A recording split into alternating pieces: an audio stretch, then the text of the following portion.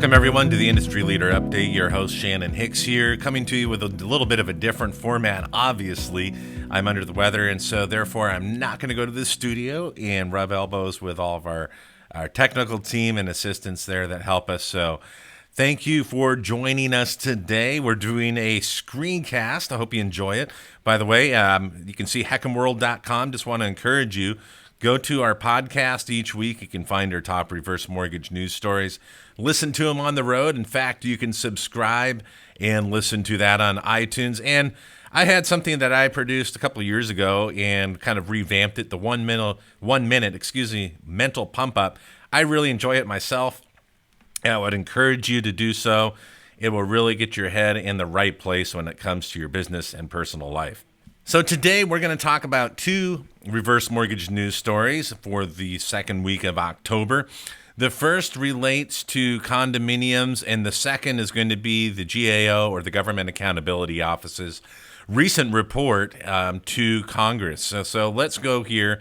We had Mortgagee Letter 2019-17 released on September 27.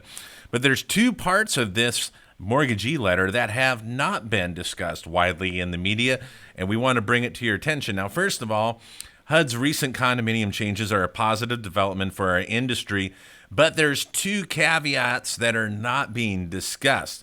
So that is related to what we call single unit approvals or spot approvals. So if the complex is not already approved by FHA or HUD, then you have a single unit approval and there's a process for it.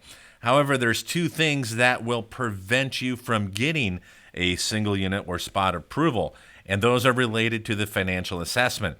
One is you cannot use compensating factors to meet the residual income guidelines. Second is you cannot use extenuating circumstances when it comes to the property charge payment history.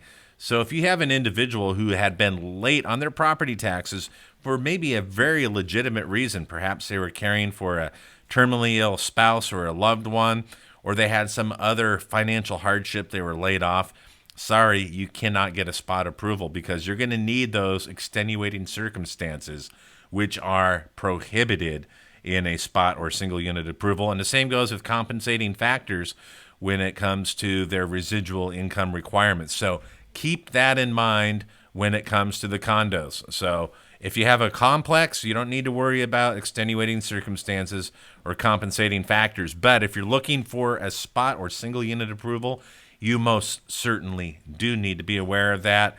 And I want to thank our friend Jim Veal for bringing that to our attention. Now on to the GAO, or the Government Accountability Office. Their job is to watch the purse strings of the nation, how we spend our money, and the programs that do so very well. And they had 9 recommendations for the home equity conversion mortgage program. They have their fast facts that says this is what the reverse mortgage does. But one of the most concerning facts is that defaults increased from 2% of loans that were terminated to 18% between the years 2014 and 18. And they said most of that increase was due to borrowers not meeting their occupancy requirements. So as a consequence, they make recommendations, and here they are. We're going to go over each of them briefly. One is the FHA commissioner should take steps to improve the quality and accuracy of the HECM termination data. Folks, the technology and the infrastructure in HUD and FHA is shocking. There's been reports in recent years that some of their computer systems are literally 2 to 3 decades old. And if you're under the age of 40, you may not be familiar with what a DOS operating system is.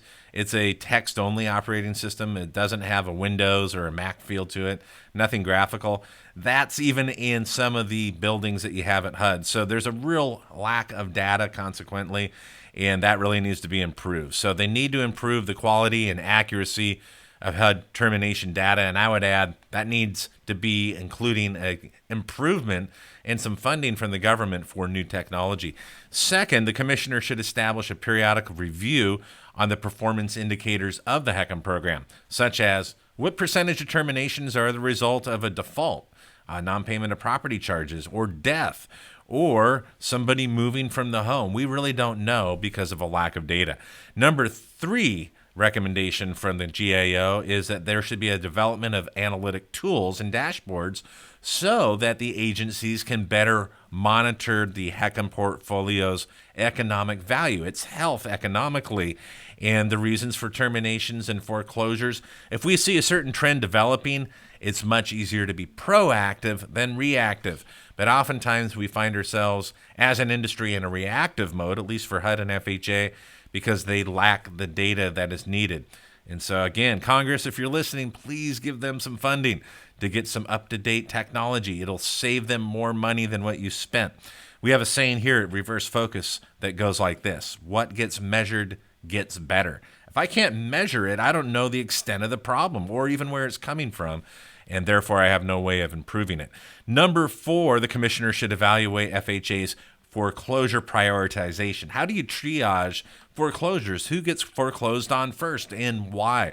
And what is the process to help not only the taxpayer and HUD, but also the HECM borrower that they have due process? Number 5 is to implement procedures for conducting on-site reviews of HECM servicers and a risk rating system to determine how often they get a review. So if you had, let's say, a review of a particular HECM servicer and you found a number of problems, that would increase their risk factor and consequently the number of reviews they got within a certain period of time, such as a year. And number 6 is that the commissioner should work with the CFPB, the Consumer Financial Protection Bureau, to agree to share the results of CFPB examinations of HECM servicers with FHA. So they're asking for some interagency transparency. Now, by and large, the largest HECM servicers we have in our country today are doing a good job. My concern, and the concern of many who have spoken with me in recent years, is the servicer or servicers that HUD contracts with when a loan is assigned to HUD when it reaches 98% of the loan's maximum claim amount. I know for a fact, and I've had countless dozens, in fact, of reports of loans in assignment to HUD that aren't even occupied by the borrower and have not been occupied for years. And so there's a host of issues that are really not being addressed, I believe, with the loans that are in HUD's hands right now for servicing. We've really got to get a handle on that. Number 7, the CFPB director should work with FHA to complete an agreement for sharing the result of the exams of servicers with FHA. And number 8, the commissioner should collect and record consumer inquiries and complaints in a manner that helps them really analyze that data. In other words, the type of complaint, the frequency of it, and the particular issues related to it. And number 9, the commissioner should develop and periodically analyze available internal and external consumer complaint data about reverse mortgages. So again, the better data that we have, what we can measure, we can improve on. So folks, there you have it, our top 2 stories for the second week of October 2019. The first related to spot approval of condominiums according to Mortgagee Letter 2019-17. No extenuating circumstances or compensating factors are allowed for spot approvals. That doesn't apply if it's a approved unit or complex. And the second are the 9 recommendations made from the GAO, or the Government Accountability Office. Thanks again for watching. Let us know, by the way, what you thought about this format. Maybe we'll return to it if you enjoyed it or found it more interesting and engaging. Leave your comments below, and also if you would share this video with others on your Facebook and LinkedIn timelines. Thanks again for watching. Have a great week.